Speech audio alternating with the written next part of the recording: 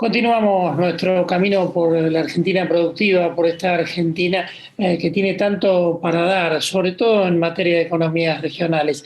Nos vamos a ir al Valle, allí está el licenciado Miguel Ángel Giacinti, uno de los especialistas argentinos más reconocidos en materia de fruticultura, en materia también de todo lo que es la generación de entender por dónde pasan los costos, por dónde pasa la rentabilidad de las empresas. Miguel, buen día, ¿cómo estás? Buen día, Horacio, un placer saludarte como siempre. No, el gusto es mío de verte bien. Y bueno, queriendo, difícil analizar un año como este, ¿no? Incluso como el anterior, por todos los condicionamientos que el mundo y el comercio ha tenido. Eh, Habitualmente mi forma de elaborar o analizar los sectores es primero la construcción de una visión y a partir de esa construcción de una visión analizar la coyuntura y ver si la coyuntura es parte de esa visión o es un cambio estructural. Cuando hablamos de COVID, tenemos que recordar que del 2002-2003 estos eventos, digamos, de SARS, gripe aviar, gripe porcina, han estado presentes, digamos, en Asia.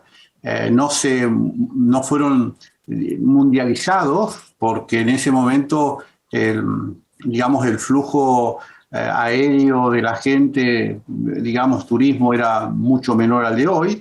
Hoy esto ha generado una especie muy rápida de extender el problema al mundo, que es el caso del COVID.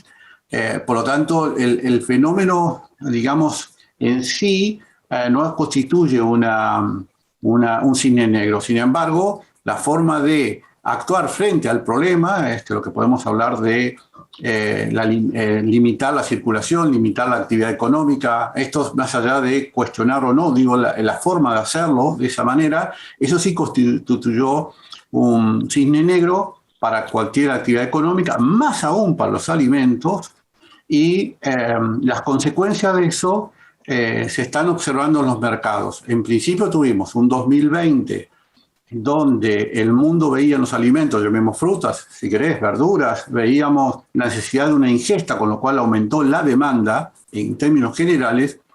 En el 2021 es una demanda más especializada, es decir, la gente se ha vuelto más exigente porque los precios son superiores, y los precios de las verduras y frutas son superiores porque los costos de esa restricción, llámese transporte, la cuestión de organizar el trabajo en burbuja, la cuestión de todos los protocolos, ha generado un aumento sustancial de los costos y entonces enfrentamos lo que el consumidor dice, bueno, yo estoy dispuesto a pagar más, pero exijo más.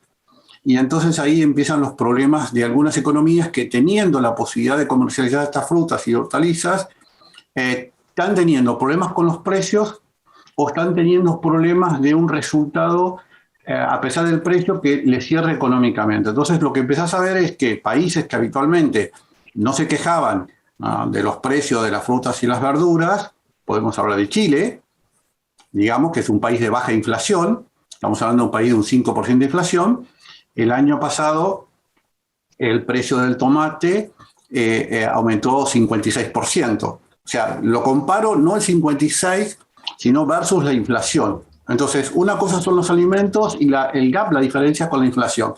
Entonces, lo que estamos viendo en el mundo en 2020 era un auge de la demanda en términos generales y hoy estamos viendo una especialización de comprar lo que tiene calidad, llámese calibres grandes, medianos a grandes, no chicos.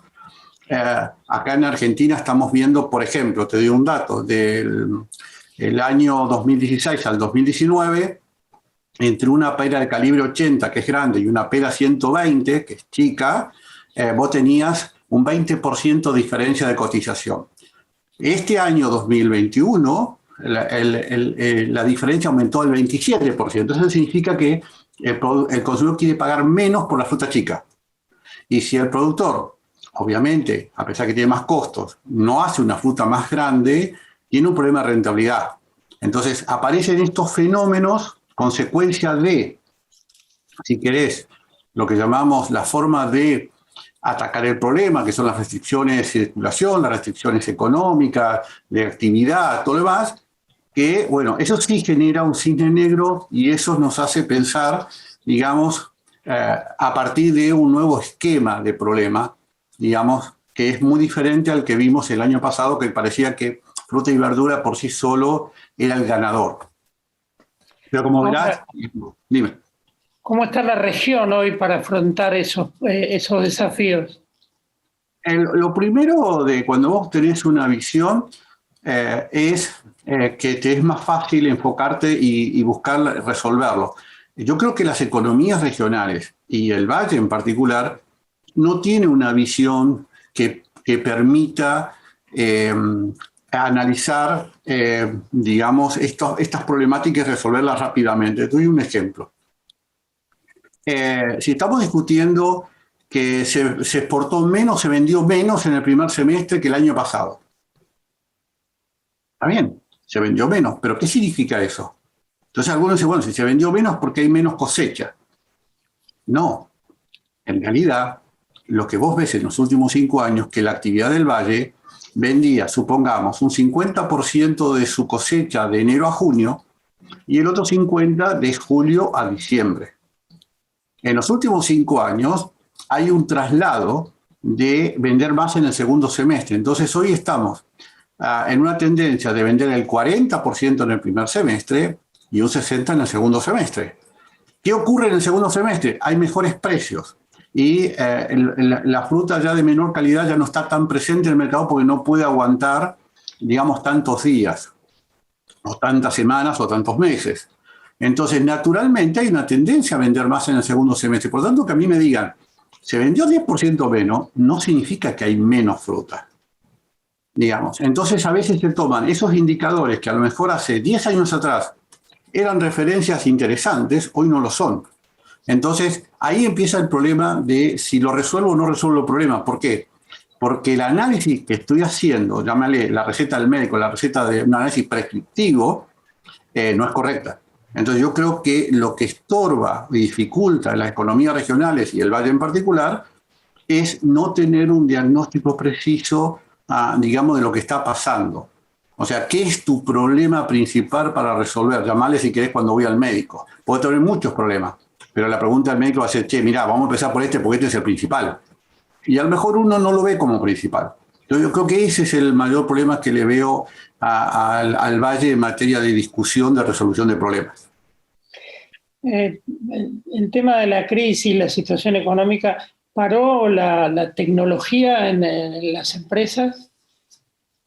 No, y es muy interesante porque la tecnología que se está incorporando, vos tenés a ver, hay un falso paradigma de la tecnología. Uno cree que la incorporación de tecnología quita mano de obra. En realidad es, digamos, una falacia, no es cierto. Vos tenés que hay tecnología, sobre todo de mecanización de las tareas, plataformas que te facilitan que el trabajador se desplace en una chacra y que pueda hacer las tareas de una manera más organizada y con menor esfuerzo, lejos está de quitar empleo, sino al contrario, es inclusivo. ¿Por qué? Porque es tan difícil llevar una escalera y hacer trabajos en una chacra que obviamente uno dice, bueno, tienes un hombre y con fuerza. Con estas ayudas mecánicas, una mujer y una persona con algún grado de discapacidad puede perfectamente ser mano de obra eficaz en el trabajo de una chacra. Entonces, lo que se está incorporando, y me parece bueno, es esa tecnología que es inclusiva. O sea, no solamente, digamos, hay menos riesgo de accidente, el productor no se te descansa tanto, digamos, pero además me está incorporando un mercado laboral nuevo a la actividad y eso es muy relevante de esa tecnología. Entonces hay gente y empresas que la están incorporando, digamos, y el resultado final, que uno avisora con esto, que es muy bueno para comentarlo, es que una persona que trabaja a jornal, o sea, no, trabaja días y no permanente, si uno incorpora esta tecnología, lo más probable es que se convierta en un trabajador permanente y no temporal, y además que va a requerir y va a tener una mejora salarial en términos de capacitación.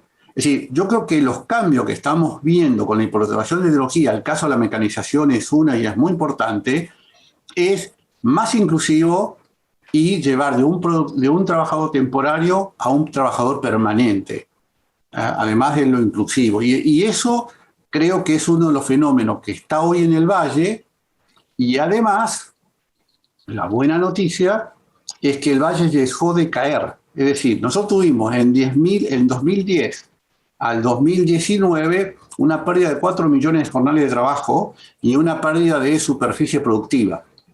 Sin embargo, en los últimos 2-3 años no hemos perdido producción, digamos, y se ha mantenido estable la actividad, digamos, y eso creo que es un rasgo importante de las que están incorporando tecnología como la que estamos comentando, digamos. Yo creo que es altamente positivo que haya parado el deterioro de la fruticultura. Lo que fue el boom de los hidrocarburos ocupando espacios productivos, ¿se sigue dando o se frenó?